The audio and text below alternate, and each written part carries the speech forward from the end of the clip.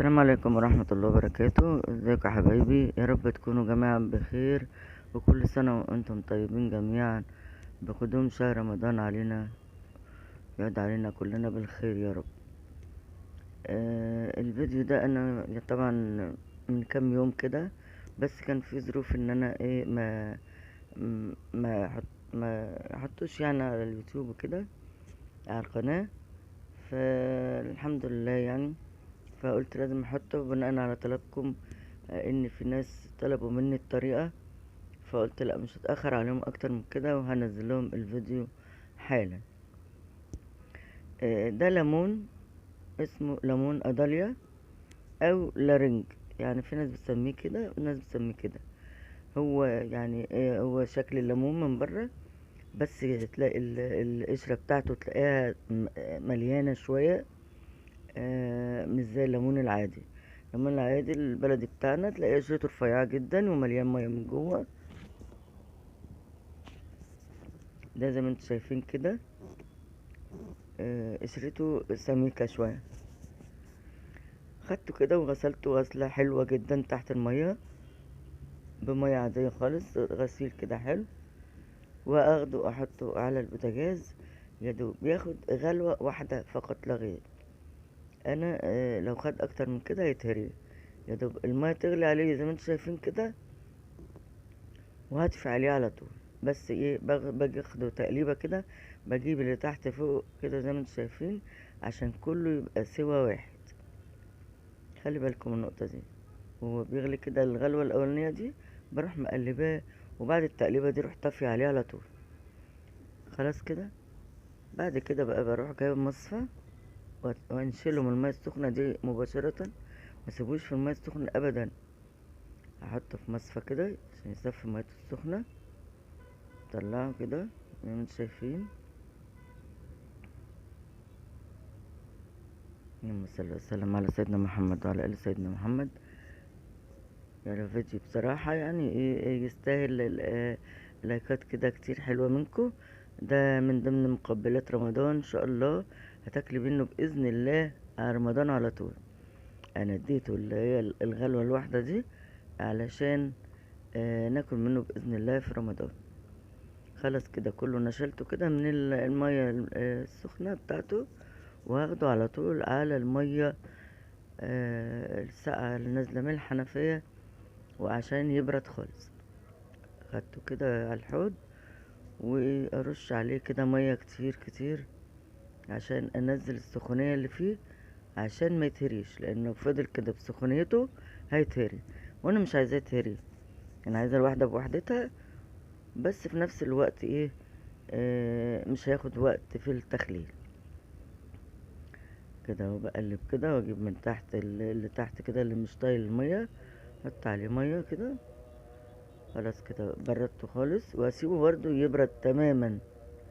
سيبه بره كده مثلا بتاع ساعة او ساعتين يبرد تماما، ما يبقى احس ان هو من جوه زي بره، لدرجة انه يبقى ساقع كمان.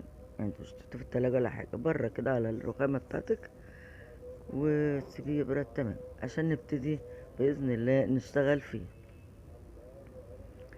عندي حبة البركة، وعندي عصفر، وعندي ملح خشن. ملح خشن ده ضروري قوي للتخليل. لو في اي معمل او المعامل بتاعه المخللات دي هتلاقيهم على طول بيستعملوا الملح الخشن في التخليل، لانه بيحافظ على الحاجه ما يخليهاش تتهري. الملح الناعم ده ناخد منه معلقه واحده بس، تحطها على الخليط بتاعنا ده اللي هو العصفر وحبه البركه. خلاص، يعني مثلا حوالي معلقتين حبه البركه كده، معلقتين كبار، ومثلا بتاع 3 معالق كده او 4 معالق ايه، عصفر. خلاص. نفس العصفر وحبة البركة برضو بنخلي بيها الليمون العادي، بس ده هقول لكم بنعمله ازاي. جبت لتر مية، واللتر المية ده هنحط عليه 6 معالق ملح خشن. اهو شايفين 6 معالق كبيرة، معالق كبيرة مليانة. ادي 2، ادي 3، 4، 5، 6، مش اكتر من كده. لتر المية هياخد 6 معالق ملح خشن. اديله تقليبه كده واركنه برضه على جنب، بحيث ان هو لو في حبيبات في الملح ما دابتش يدوب بقى براحته، على ما اعمل اللارنج بتاعنا او الليمون بتاعنا.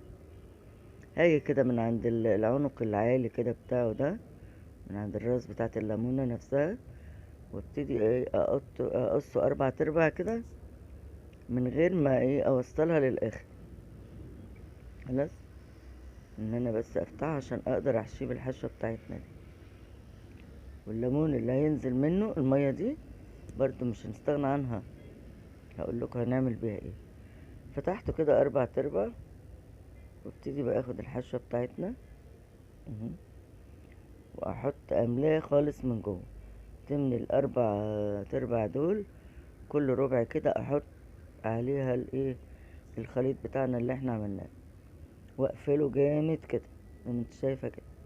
اجيب بطرمان بتاعنا نضيف ومتعقم، وابتدي ارص فيه، لان ده بيترص واحده واحده. لكن الليمون العادي بتاعنا ما بنيجي نخلله وبندلق كده كله نحط كله كده مره واحده. ده لازم يترص على قعدته، نخلي الحته اللي مفتوحه فوق والحته اللي مقفوله من الارضيه بتاعته او القاعده بتاعته هتبقى تحت.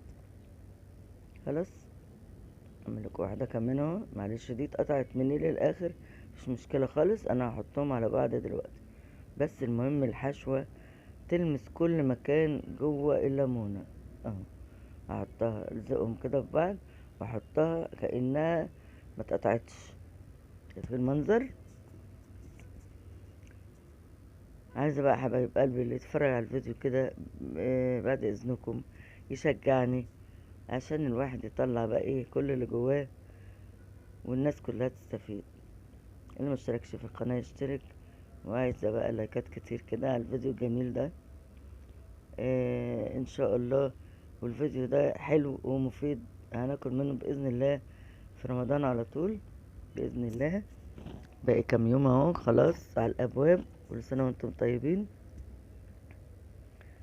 ابتدي ارص كده زي ما عملت الاتنين اللي فاتوا اهو.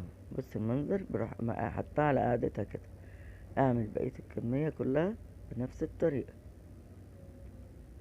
من فوق كده لتحت الليمونه، واحط الحشوه بتاعتي في ال4 ارباع اللي انا عملتهم. عادي لو البذرة قدامك طلعت بسهولة، طلعت ما طلعتش مفيش مشكلة خالص، ان هو مش هيمرر ولا حاجة. برضه حبيت الفت نظركم الموضوع ده، البذر بتاعه مش هيمرر ولا حاجة.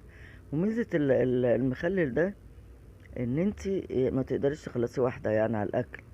يعني ممكن تحطي واحدة لاتنين لفردين هياكلوا بيها لحد نهاية الاكل، يعني هيحدقوا بيها لحد نهاية الاكل. هو بيبقى طعم جدا جدا، في مزازة كده جميلة، ويعني مش ما بنهدرش فيه في الاكل، لان هو اصلا الحجم الليمونة كبيرة، فبتقعد معايا على الاكل مدة وانا باكل. خلاص عملت بقية الكمية، ابتدت اهو كله اتحشى كده. شايفين الليمون، كمية الليمون اللي وقع منه كل ده ليمون مش مية، ان ما كانش عليه نقطة مية من بره. خلي بالك من الموضوع ده، يعني احنا لما سيبناه بره يهدى كان نشف من المية اللي عليه تماما. خلاص دلقت الليمون اللي وقع منه او اللي نزل منه في البطرمان بتاعنا. كل حاجة الليمون بالعصفر بأي حاجة وقعت في الطبق كده وانا بخلل هحطها مش هرميها. خلاص الكمية كلها بتاعتنا خلصت بتاعت الحشو. ابتدي بس امسح كده مطرح العملية الجراحية اللي احنا كنا بنعملها. ابتدي اقلب بقى بقية الملح تاني، عشان لو في حبيبات من الملح ما دابتش. عايزه تحط، يعني حطيت شويه شطه كده صغيرين، ان انا اصلا ماليش في الشطه زي ما انتوا عارفين.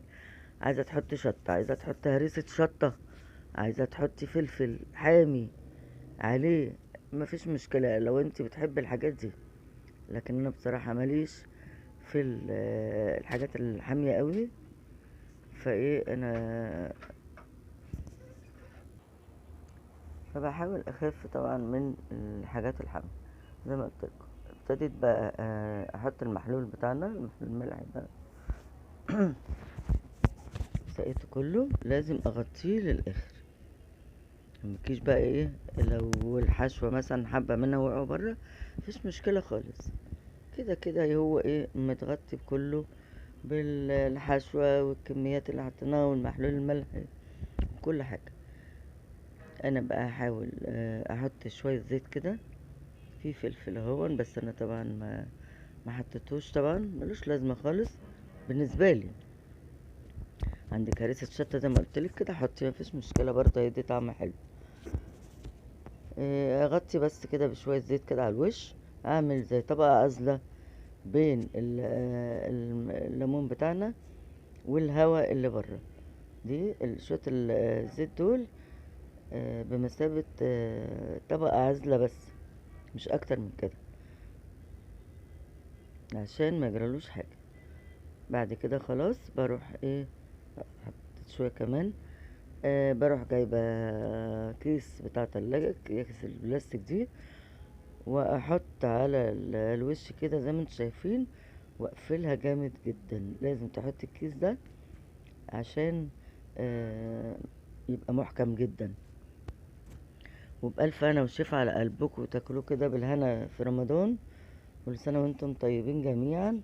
وما تنسونيش بقى، ما تنسونيش زي ما قلت لكم قبل كده، انا مش عايزه اعيد كتير في الكلام ده عشان ما يبقاش الكلام ممل. على فكره هو في موسم دلوقتي بتاع الليمون القضاليا ده، الموسم بتاعه دلوقتي، فحاولي ان انت تجيبيه وتعمليه. وبألف هنا وشفا. واقول لك السلام عليكم ورحمه الله وبركاته.